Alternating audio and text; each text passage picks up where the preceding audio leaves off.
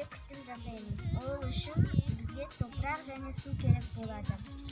Мисалы, гүлдү бактаган кезде оған кынарлы топурак себип отуру керек. Ал топурактар экиге бөлүнөт: кынарлы және де кынарсыз. Оларды топурагын тазартып отуру керек. Және де убакыты менен суу куюп туру керек, себеби олар шөлдүйдү.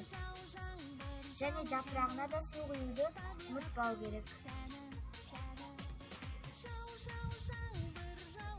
Убакыты менен суу куюп отуру керек. Олардын жапырагы сууду сіңирип алады, сосын шөлдөнөт.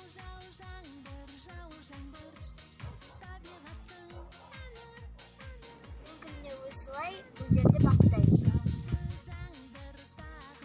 Бактап гана коймой, олардын жапырактарын да бактап, күтүп, сүртүп отуру керек, тазалап, ыдыстарын да.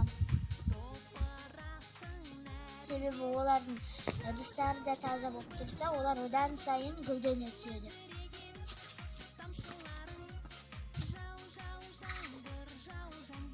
Мен гүлдөрдүн баардыгын өстүп бактаймын, типти кактусту да бактаймын. Сиздерге да өстүп баардык гүлдөрүңүздү бактауга кеңеш беремин.